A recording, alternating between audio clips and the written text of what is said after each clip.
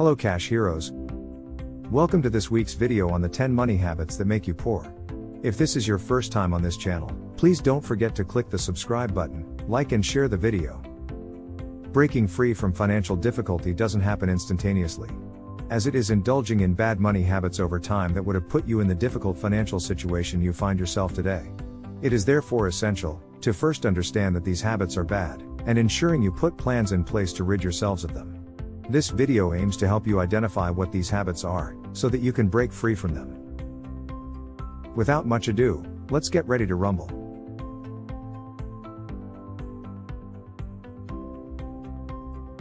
1. Spending too much. Are you spending too much and way more than is necessary? In this age of social media, users now get targeted advertising right on your phone, either through Facebook, Instagram and even YouTube, and this drives consumer purchases. If this is not identified and handled properly, it could lead to more debt for the individual. There are people who have uncontrollable habits of excessive shopping, which is sometimes referred to as retail therapy. In fact, I know someone who just likes buying shoes for keeps and as a collection. He is riddled with pairs of shoes that he may never wear. It is thus important to identify this urge or desire as a problem, and put checks in place to ensure they don't drive you into debt. It could be putting a limit on the number of items you could buy for a set period, or just having a different bank card with specific allocation for this type of purchase.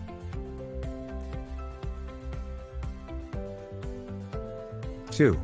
Do you pay yourself first? This is a common occurrence where individuals do not pay themselves first. Even after putting in the hard work through the month, they end up paying themselves from the leftover after paying their bills. This is a poor financial habit and should be discouraged. As Kiyosaki mentioned in his book, Rich Dad Poor Dad, it is essential you pay yourself first, and then everything else comes afterwards, as this is what rich people do. You should allocate between 10 to 20% of your income towards paying yourself, with this allocation going to your savings account. You can then use what is left to pay your bills and overheads for the month. This way, you are ensuring that you are consistently paid for your labor, and not just making do with what is left after clearing your bills each month. We will talk about what this money you have paid yourself should be used for later on in this video.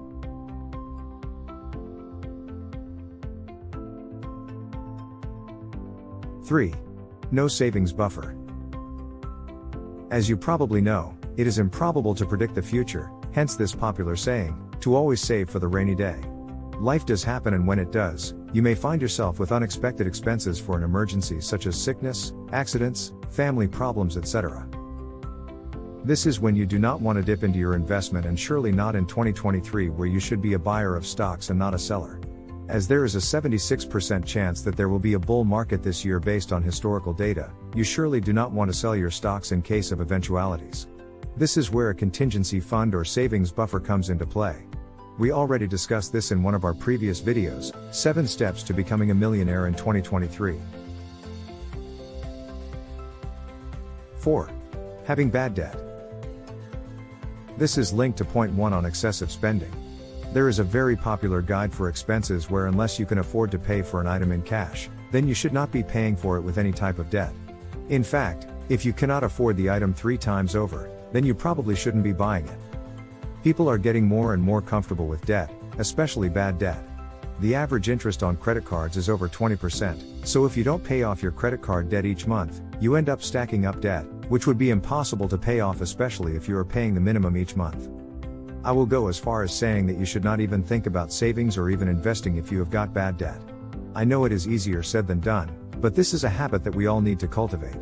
Like we mentioned in our previous video, how to become wealthy during the 2023 recession, you should not use a loan to save, nor should you use it for an investment. Obviously exceptions exist such as emergencies, health and education, but that is where your savings pot and insurance comes in to cater for these eventualities. 5. Are you being tax efficient? Now I know this is a controversial topic, so I will try to tread carefully. Are you using the most efficient legal structure to ensure that you are being tax efficient? Wealthy people have accountants and financial advisors on retainers, specifically for this situation to ensure that they are not paying a lot more tax than they are supposed to. Note that this is not encouraging people not to pay their fair share of tax, but rather ensuring that they are doing so in the most efficient way. After all, your tax burden is going to be your single most expense from your income stream. There are simple ways to achieve this, such as investing through an ISA or Roth IRA, which is tax efficient, or contracting through a company structure to reduce your tax burden. You can also seek advice on tax deductibles using legal structures, which may not be possible as an individual.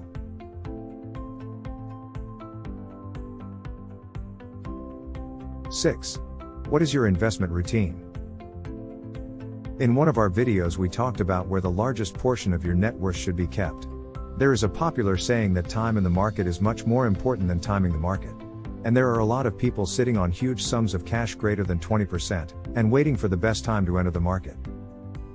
There is copious data to show that consistent investment of a fixed sum of cash into your investment, also known as dollar cost averaging, will always beat timing the market. This is because you can never predict where the market will go in the short term, and low can always get lower, and high can always get higher. Let me know in the comments below if you want me to talk about how I select the companies to invest in. So back to the conversation. Investing in high quality companies which are undervalued, and in tranches are one way to ensure you don't miss out on the gains from Mr. Market. However, if you are not a trained investor, then dollar cost averaging wins all the way. It is essential not to park your money in the bank, as it will be killed by inflation, and have a good mix of sectors in your portfolio, as well as risky assets. 7. Get financially educated. Yes, most of us are university and college graduates, however learning about money is a different ball game.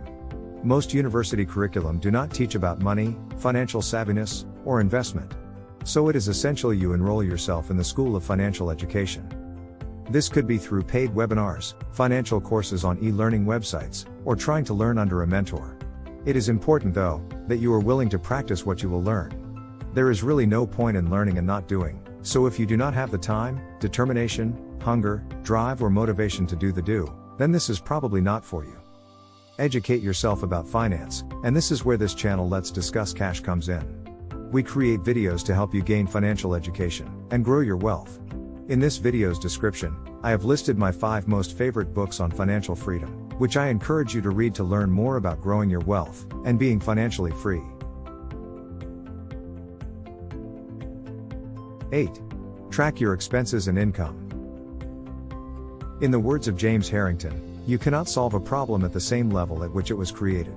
You cannot overcome poverty if you have no idea of what your income is, or most importantly, your expenditure. And this is why I rarely carry cash or pay for goods and services in cash. This way there is a record of the incoming and what is being spent each month. Armed with that data, I can then do a forensic analysis to identify those expenses taking up the bulk of my income. This can be easily done by applying the Pareto 80-20 rule.